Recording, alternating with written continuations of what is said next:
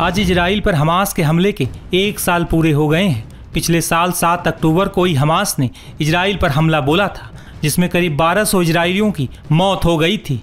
Israel को पहले से ये अंदेशा था कि एक बार फिर 7 अक्टूबर के दिन उसके दुश्मन देश और उनके प्रॉक्सी संगठन की ओर से इजराइल पर हमला किया जा सकता है। इजराइल का यह अंदेशा बिल्कुल ठीक साबित हुआ है।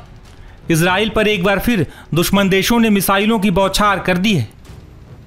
बता दें कि ईरान और लेबनान के बाद अब यमन ने इजराइल पर बैलिस्टिक मिसाइलों से हमला किया है। इजराइल में हुए इस मिसाइल हमले की जानकारी इजरायली डिफेंस फोर्स यानी IDF ने दी है। इन हमलों की जानकारी देते हुए IDF ने कहा कि यमन की ओर से दागी गई इन मिसाइलों को इजरायली एयर डिफेंस सिस्टम ने नाकाम कर दिया है।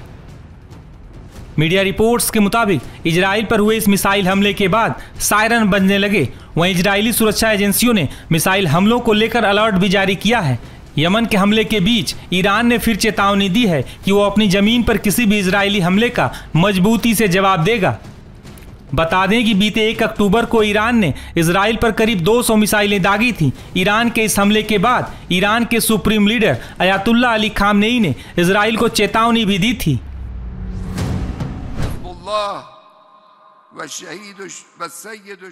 हर देश के पास अपनी आत्मरक्षा का अधिकार है। फिलिस्तीनी लोगों के पास पूरा अधिकार है कि वो उन ताकतों के खिलाफ खड़ा हो जाए जो उन पर कब्जा करना चाहती है।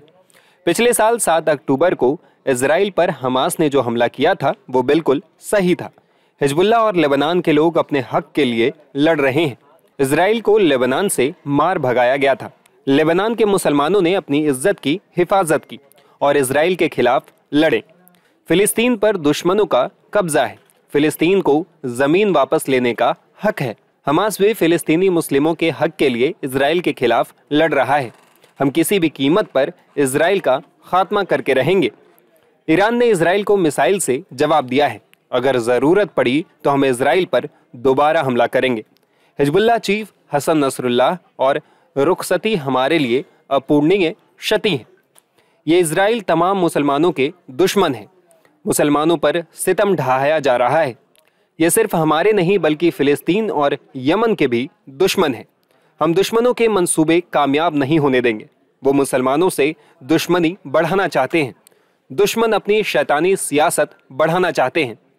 मैं अरब के मुसलमानों से कह रहा हूं कि हमारा साथ दो। लेबनान के लिए हम सब कुछ करेंगे। आप लोग अल्लाह के बताए रास्ते से नहीं हटे।